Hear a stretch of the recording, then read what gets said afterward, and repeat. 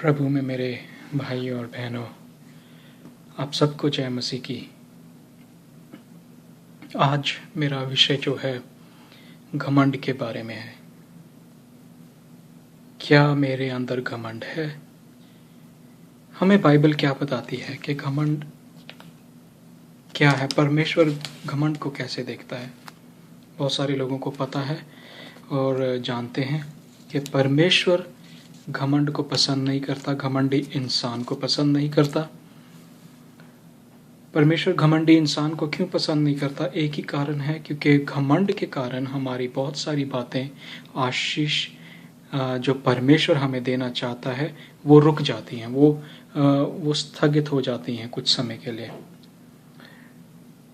नीति वचन 8 हमें बताता है कि परमेश्वर घमंडी लोगों से बैर करता है और उनके जो तोड़ मरोड़ वाली बातें हैं, उनकी जो छल कपट वाली बातें हैं, उनसे भी परमेश्वर घमंड करता है। अगर हम नीति वचन 8 को पढ़ें, मेरे पास इंग्लिश की बाइबल है, आप नीति वचन 8 की 13 को पढ़ सकते हैं यदि आपके पास हिंदी की बाइबल है। परमेश्वर का भय रखने वाले जो बुरे कामों से क्या करते हैं? घृणा करते हैं। बुरे कामों से घृणा करते हैं। और जो अहंकार है, जो प्राइड है, जो घमंड है, उन सब बातों से परमेश्वर घृणा करता है। और यही नहीं, हम यदि जर्मिया की पुस्तक में जाएं तो जर्मिया 13 बाब में, जर्मिया 13 और उसकी 8 और 9 को पढ़ें तो उसमें भी परमेश्वर यर्मिया को एक शब्द कहता है। और परमेश्वर कहता है, यहोवा का वचन यर्मिया के पास आया और यहोवा परमेश्वर ने यर्मिया से बोला कि एक कमरबंद बांध ले। वो कमरबंद जो है, हिंदी की बाइबल में उसको सनी की एक पेटी मोल ले। सनी की एक पेटी, यानी इंग्लिश की बाइबल में लिखा है सैश। सैश एक कमरबंद एक पेटी होती है, जो कपड़ा होता है उसको भिगोना नहीं होता, परंतु कमर पर जैसा है वैसा ही उसको बांध लिया जाता है, क्योंकि भिगोने से वो थोड़ा सख्त हो जाता है। ये परमेश्वर कहता है 8वीं आयत में, यहोवा का वचन मेरे पास यूं आया। और परमेश्वर यहोवा इस कदर कहता है कि जैसे ये पट्टी गल गई है, वैसे ही मैं यहूदा का और यरूशलेम का घमंड तोड़ूंगा। हालेलुया। परमेश्वर आज आपसे बात कर रहा है कि घमंड को वो तोड़ना चाहता है। यर्मिया को परमेश्वर ने समझाया कि यहूदा में और मेरे लोग जो यरूशलेम में हैं, मेरे यरूशलेम में घमंड आ गया है, मेरे लोगों में घमंड आ गया है। परमेश्वर अपने लोगों के अंदर एक घमंड से परेशान है। घमंड का आत्मा कहां से आया? अगर हम बाइबल में देखें, लूसीफर जो परमेश्वर का खूबसूरत स्वर्गदूत था, उसको परमेश्वर ने वैभव से बनाया और वो बहुत खूबसूरत था। तमाम स्वर्गदूतों में उसकी खूबसूरती महान थी। और वो जब भी अपने परों को खोलता था 10 तार वाले बाजे बजते थे। और वो वहां पर स्तुति आराधना का एक लीडर था। परंतु ऊंचे स्थानों में रहने वाले लूसीफर में भी घमंड आ गया। उसने सोचा कि मैं अपने आप को परमेश्वर के स्थान से ऊंचा ले जाऊं। मेरे भाई और बहनों, आज बहुत सारे पास्टर हैं, बहुत सारे ऐसे परमेश्वर के दास हैं, बहुत सारे ऐसे विश्वासी हैं जो उस पोजीशन पर नहीं रहना चाहते जहां पर परमेश्वर उनको रखना चाहता है, परंतु वो रेवरेंड कहलाना पसंद करेंगे, अपने आप को नबी कहलाना पसंद करेंगे। परंतु परमेश्वर यदि उनको कुछ नीचे स्तर पर रखता है तो वो रहना नहीं पसंद करते। अपनी बुद्धि के साथ, अपने समझ के साथ लोग आज, कोई रेवरेंड बन रहा है, कोई पास्टर बन रहा है, परंतु उनकी बुलाहट नहीं है। विश्वासियों के अंदर एक दौड़ है, घमंड है। मैं दूसरे विश्वासी से बेहतरीन कैसे बन जाऊं, मैं दूसरे विश्वासी से ऊंचा कैसे उठ जाऊं।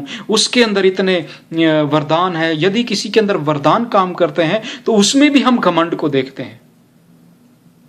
लूसीफर में वरदान थे, जब भी वो अपने परों को खोलता था तो 10 तार वाले बाजे बजते थे, जल तरंग बज उठते थे, और उसके अंदर आभूषण थे, नग नगीने थे, कीमती नग नगीने थे। परमेश्वर का वचन बताता है वो गहनों से, मणियों से सजाया गया था। उसका जलाल बहुत था, परंतु उसके मन में क्या आया? घमंड आ गया कि मैं परमेश्वर से ऊंचा उठूंगा, मैं, मेरा अलग स्थान होगा और मैं स्तुति आराधना, लोग मेरे आगे स्तुति आराधना करेंगे, मेरे आगे नतमस्तक होंगे, मेरे आगे झुकेंगे। परंतु परमेश्वर यहोवा को यह पसंद नहीं आया। परमेश्वर यहोवा ने उसके साथ साथ जितने भी उसके स्वर्गदूत, उसके चाहने वाले थे, उनको भी 33 करोड़ों को भी नीचे स्वर्गीय स्थानों से भेज दिया, पवित्र स्थानों से वो गिर गया। और बाइबल हमें बताती है कि उसको किस कदर गिरा गया। जो कुछ उसके पास था उससे ले लिया गया और उसको नंगा करके परमेश्वर ने निचले स्थानों पर उसको फेंक दिया है। इसका हम उदाहरण आमोस की पुस्तक में देखते हैं, जब परमेश्वर याकूब से परमेश्वर ये बातें कर रहा है कि परमेश्वर का वचन याकूब को कहता है कि ए याकूब, मैं तेरे स्थानों से खुश नहीं हूं, मैं तेरे घमंड से खुश नहीं हूं, मैं उसे नाश कर दूंगा, और तेरे जो स्थान है, तेरे जो राजभवन है, तेरे जो रहने का घर है, मैं उसे तेरे दुश्मनों के हवाले कर दूंगा। मेरे भाइयों बहनों, मेरे प्रिय दोस्तों, परमेश्वर आपके स्थानों को नाश कर सकता है, आपके वरदानों को खत्म कर सकता है, आपकी पोजीशन को खत्म कर सकता है, यदि आपके जीवन में घमंड है, यदि आपके आंखों में घमंड है, यदि आपके अंदर जीविकाई का घमंड है, यदि आपके अंदर अपनी कलीसिया का घमंड है, यदि आप किसी भी चीज को लेकर के अपने अंदर घमंड रखेंगे तो परमेश्वर उसे नाश करेगा। परमेश्वर घमंडी लोगों से क्या करता है? घृणा करता है। यदि आपको अपनी बुद्धि पे घमंड है तो परमेश्वर बुद्धिमानों को भी लज्जित करने वाला परमेश्वर है। यदि हम लूका में पढ़ें और मती में पढ़ें तो मती 23 बाप उसकी 12वीं आयत हमें बताती है कि ऊंचा, जो लोग अपने आप को ऊंचा करते हैं, जो लोग अपने आप को किसी स्थान पर ऊंचा करते हैं, कुछ मुकाम पाते हैं, तो उनके अंदर जो घमंड आ जाता है, परमेश्वर कहता है मैं घमंडियों को नीचा करूंगा। लूका मती 23 की 12 को पढ़िए।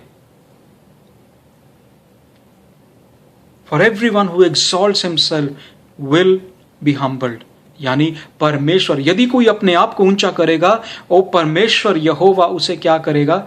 नीचे गिराएगा। और यदि कोई अपने आप को नीचा करेगा, छोटा करेगा, तो परमेश्वर उसे ऊंचा उठाएगा। हम अपने यीशु मसीह के उदाहरण को लें, उसके जीवन के उदाहरण को लें। वो राजाओं का राजा होकर के निचले स्थानों पर आया हमारे लिए। उसने हमें दिखाया कि जीवन कैसे जीना है। हम आज बड़ी चर्च की उपेक्षा करते हैं, हम आज बड़ी बड़ी चीजों की उपेक्षा करते हैं, परंतु परमेश्वर ने किसी बड़ी चीज की उपेक्षा नहीं करी। वो एक महाराजा होकर के, संसार का रचने वाला होकर के, वो छोटे से स्थान पर आया और उसने हमारे निजात के लिए, हमारी मुक्ति के लिए अपना लहू बहाया।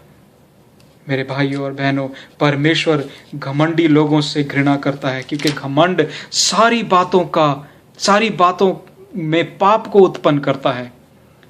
सारी बात की जड़ जो है वो घमंड है। यदि हम मरकुस की अंजील और उसकी 7 बाप और उसकी 20 और 23 आयत में देखें तो परमेश्वर का वचन हमें बताता है कितने प्रकार के गुनाह है, वह विचार है जो हमारे भीतर से निकलते हैं। घमंड है, झूठ है, लालच है, लोभ है, परस्त्री गमन है, हर एक तरीके के पाप, वहां पे 12 प्रकार की बातें परमेश्वर बात कर रहा है, उनको परमेश्वर ने बताया है ये मनुष्य के भीतर से निकलती हैं और ये मनुष्य को क्या करती हैं, दूषित कर रही हैं। पहला यूहन्ना और उसकी पहला यूहन्ना 2 बाब और उसकी हम 2:16 को पढ़ेंगे। उसमें लिखा है, क्योंकि जो कुछ संसार में है अर्थात शरीर की अभिलाषाएं और आंखों की अभिलाषा और जीविकाई का घमंड, वह पिता की ओर से नहीं बल्कि संसार की ओर से आता है।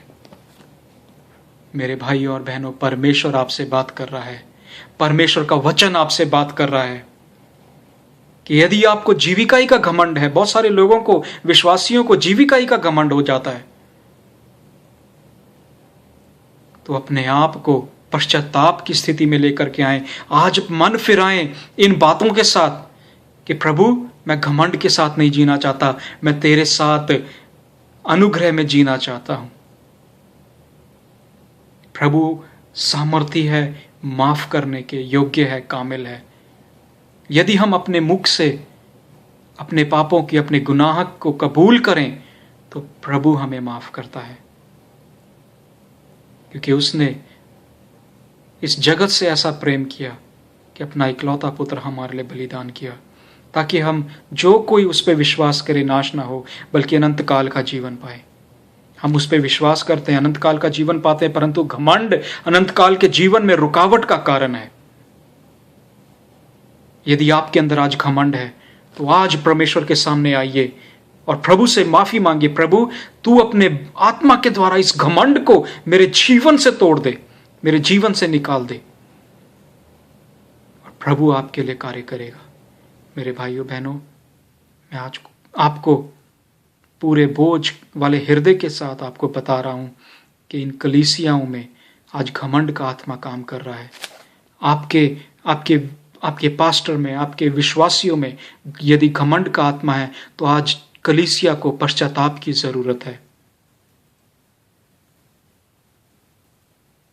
मैं प्रभु से प्रार्थना करता हूं कि इस वचन के द्वारा आपको आशीष मिले, और मेरा कोई मकसद आपको नीचा दिखाना नहीं है, परंतु परमेश्वर के वचन में क्या लिखा है घमंड के बारे में, प्रभु हमारी आंखों को खोलना चाहता है।